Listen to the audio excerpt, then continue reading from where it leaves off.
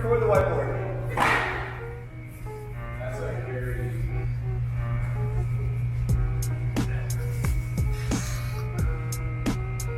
What would the key points be on the?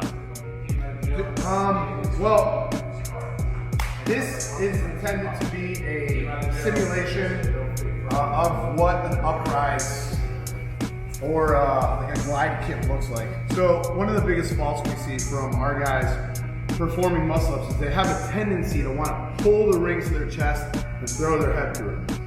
I cannot even begin to tell you the amount of things that happen incorrectly when you do something like that. So the focus for us is trying to drive the torso up and turn over above the ring. So by doing this drill, when you're in the hollow body position and you turn over, it's the same way I'm looking for my guys to turn over on the rings.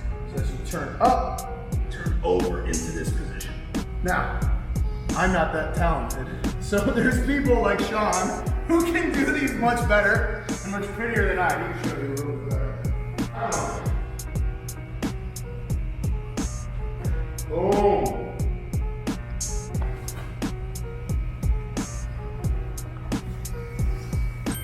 Do two more.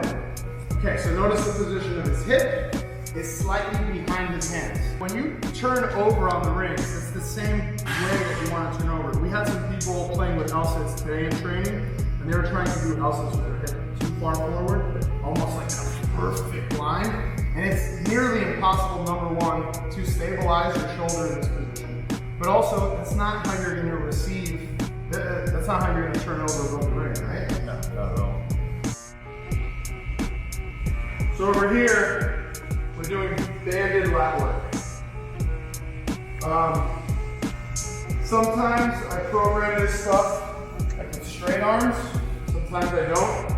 Today, the focus is not just muscle up transition, but it's also hypertrophy, right? So the layman's term would be like muscle building. This is what we're doing by doing this high rep stuff. If you think about it, in most of your typical CrossFit programs, that's like an element of training that doesn't exist. So the concept here is we're doing some of the transition work with a hollow rocket L-sit, and we're mixing that with some strength or some strength work with a lat pull down with the band.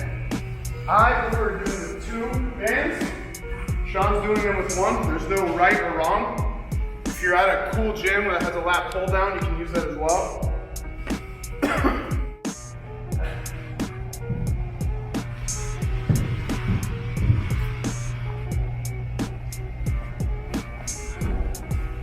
Okay, so my biggest pet peeve with wall walks or wall climbs, whatever you want to call them, there's two. Number one is that I don't think people have enough respect for this exercise. I think people just use it as a scale or a progression for the handstand walk, which in theory makes sense. However, regardless if you can handstand walk or not, there's a tremendous amount of value performing wall climbs or wall walks. So that's number one, is that overall attitude that this is just a scale. Number two, do them very fucking poorly. People focus on, wanting to be in this plank position with their chest to the floor, and they race as fast as they can to get up. And then they fucking overextend it, and then they slide down, and then that's their rep, that's the completion. We're not always looking to compete at everything that we do, so we definitely want to see and recommend this being performed pretty much as slow as possible, right? Yeah, you want to make a good form. Ideally, even for beginners, you don't want to be going all the way up. Again, this is an awesome scale because you can modify this as much as you can. Ideally, try to go all the way to that force. It also really helps if you not being able to arch when you're at the top. For me, a really big focus with my guys that we work with, so for like all the TST people I hear, we talk about this a lot, right? And that's not necessarily, like, I don't even have to be upside down to do this, but it's really about like hand control as well. A lot of people, when they're doing shoulder taps or an exercise like this, it's about how fast they can move the hand without falling. Really, I want it to be done like this, and I want to see that you have control of your hands and your lats in this position. It's not about racing, and it's not about moving your hands quickly. It's about showing that you can maintain some level of control. You can do these? Yeah, strict pull-ups. 1 rep max. Turn on the lats, baby. Trying to figure out how do we do these jumps. Right now we're trying to get to that 1 rep max. What are we doing, Daddy? We're doing a heavy single pull-up. So traditionally with like upper body, either pressing or pulling exercises, they're smaller muscle groups in comparison to like if you're gonna max on your deadlift, you're max on your squat, right? So with smaller muscle groups, we wanna take less jumps and bigger jumps. Now, I'm really speaking to the people who are planning on doing a big heavy single. There's other options for other folks who are not. We'll talk about those in a second. But for the greater population who is going to perform a 1 rep max heavy strict pull-up, for me, it would probably take me 5 attempts. I would take big jumps. I would spend more time warming up my body weight strict pull-up. I'm heavy, weigh 200 pounds right now. So again, yeah, probably do like 3 or 5 attempts. What would you do? I'm not too sure. I actually haven't done this in a while. I know I have a fairly good weighted pull-up, but When you weigh 115 pounds, it's not that of far. pure muscle. But yeah, I'm probably gonna be trying to do the same thing as you. Probably no more than 5 attempts. Yeah. Other than that, that would be pointless. I wear out way before that. A weighted pull-up is also not commonly something that you're going to miss the PR attempt and repeat it. It's going to be like a one and done kind of deal. So with all of that being said, the number one rule of thumb that there's no debate on, it's a hard rule for us, is if you're going to set a PR, and that's the goal for the day, you need to conceptualize what that may be and work your way back. So if your goal is 50 pounds, you start with that in mind and you work backwards. So 50 pounds is going to be my, let's say my 4th attempt. Maybe my 3rd attempt will be 35 to 40. Maybe my 2nd attempt will be 20 to 25. And my 1st would be with something like a 10-pound kettlebell or something like that. You know? Let's do it. Alright, so for me, to keep it short, what I like to do is I'll go first through, then through, right? Now to make it half the length, I'll go under, and flip.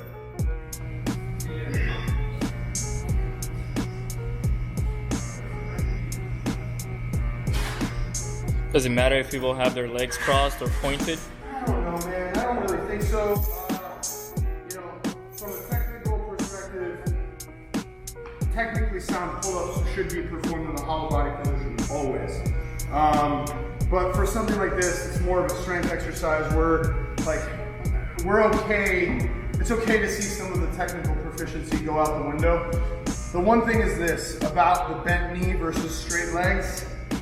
What I'm very picky about is if you get into a compromised overextended position because of your legs, right? So if I do this is not okay. This is not what I want, right? However, if for whatever reason you feel more comfortable bending your legs here because you can control the weight and sit under you, and you stay technically sound and proficient. In gymnastics, we call that an open tuck. You guys notice when he's doing that, he's not getting to that arch. So ideally, we'll call that an open tuck. So that way, we can still keep this hip open and straight away for arch in the back. We'll do that.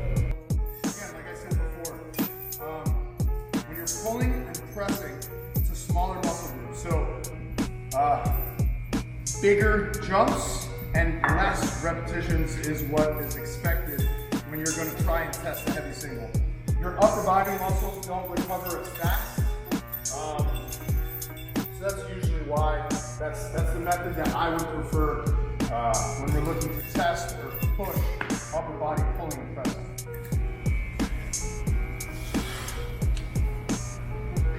When we see a 1 rep max weighted strict pull-up, what we're looking for is strength work. Well, we're not doing strength work, but we're looking to test your strength through the way of a 1 rep max strict pull-up. So what does that mean? If you don't have pulls, how can you participate in the class? How can you follow training ranges if you don't have a strict pull-up?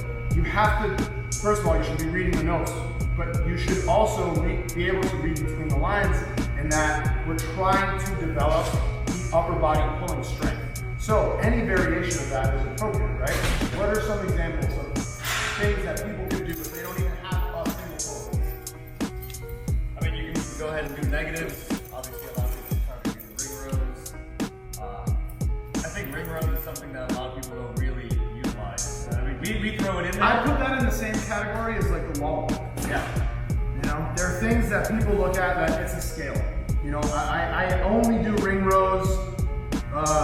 You know, coaches only program ring rows when clients can't do muscle ups. Yeah, exactly. Like ring rows, especially if done well and slowly, are one of the most challenging upper body pulling exercises that we have to do. Should we really be trying to max out in this and get to like a failing number? Or? Yeah. I think if you can, you should. Does that mean that if your goal, or if your strict pull-up is 20 pounds, should you be pushing or trying to push well beyond that? No.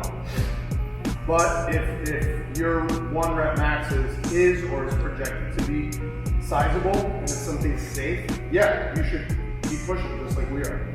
For sure. I think that's smart, actually.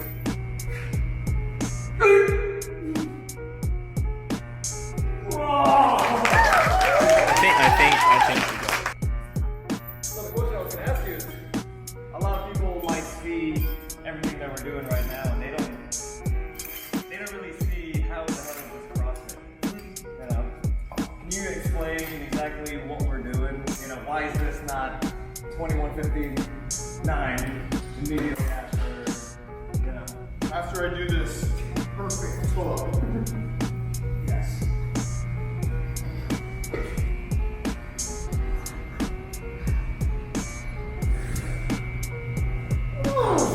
No? That was it? Yeah. Jump? No, I don't think so. Alright, we're gonna count that one, boys.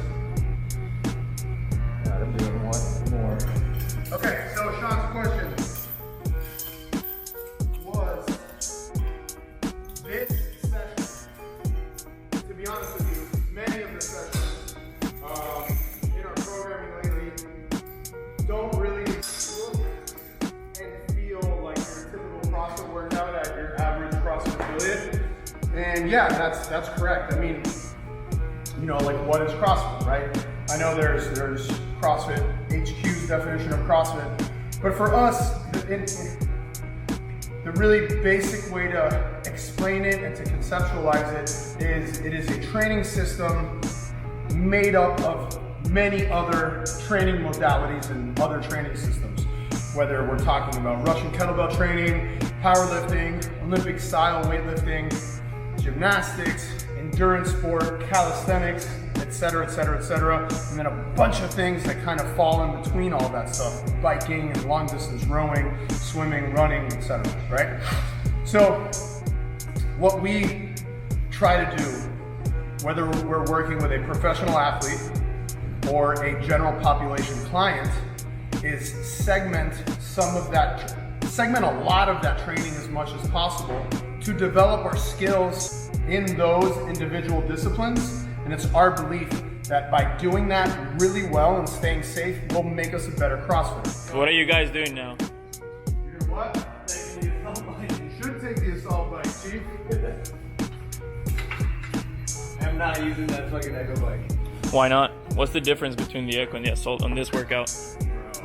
Let me tell you, like, I'm not gonna, we're going for this. I'm not gonna say there's like a right or wrong way to do this, but a test like this is built around doing it on this bike, not the other options that we in this gym have. There are other bikes that exist. If you have a bike that's comparable to the assault bike, and what I mean by comparable is judging it based off of your output, right? So if like your output is comparable on your bike to the assault bike, use it. Is the output comparable from Echo to assault? It is not. Like I said, does that make it wrong? No, it does not make it wrong. But with that, considering that, if you're the kind of person that wants to push the top end, if you're in good shape and you want to see really how intense and anaerobic you can be, easy, I would most definitely use the assault bike. If that's not you, I would pick the Echo bike or consider even the Concept 2 bike. So let's talk about the mechanics of the bike as well. I oftentimes see people ride these incorrectly. I tend to see one of two things. Number one, the seat being too low, right? So when my back leg is fully extended, I want to see a slight bend in the knee, just slight. Why is that? Well, so I want to be able to engage the hamstring and pull back as the pedals cycle through. Right? So the mistake a lot of people make is the seat is too low. Another mistake people make, oftentimes they don't even sit on the seat when they ride. They ride like this and spend a lot of time bouncing back and forth. That's not going to give you the same cyclical response out of the bike that you want. Right as you extend, you need to think about the other foot coming through. So by firmly sitting on the seat and by being able to extend the bottom leg, that's what makes the most sense. And that's what gives you a more comfortable and more intense ride as well. Are you going to be able to hit the same number from the first set to the second set? No. There's very little chance. If you do, you more than likely didn't give us a full effort on the first one, right? So, with that said, that's still the intention. We still want to give a PR type effort on the second one, right? I think a lot of people kind of misread this and think they're trying to get the same score all the time, so they just end up lowballing both. Right. Last thing, when we warm up, you don't want your first sign of a heart rate spike to be during the test. Yes. Right? So I would definitely recommend people spending some time on the bike, spiking their heart rate just a little bit, doing a couple of sprints so that we can drop our heart rate comfortably. And the first time we do that is not during our actual test. Is there a CrossFit benchmark workout that you could relate it to? Fran. Twice. Lou? Fran twice? Twice. Double friend. Double Fran is almost not. No, you're doing Fran, you're resting. You're doing 2 minutes max effort, resting. Yeah. You're doing Fran, Yeah, resting. sure, yes. I would say, yeah, Fran. 100%. Yeah. Good luck. Lou, you gonna join us?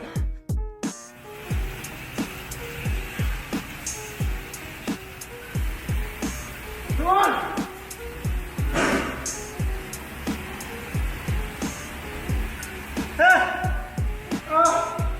72. 59.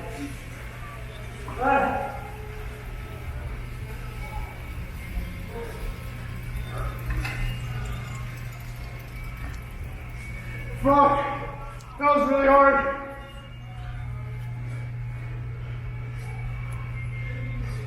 So what do you think, Sean? Right. Is that it? You think that's enough fitness? Huh? Dude, anyone that thinks this workout is easy, you are out of your mind. It's all about the intention and the intensity you put behind something. I could have done this whole session, scaling the whole thing, and still crushing the intensity and still having a good intention. I could have also done this whole session distracted, talking, and not focused on the task at hand. So, whatever you want out of it, make sure you put into it. Right, anything else, Sean? No, dude, I can't talk more. All right,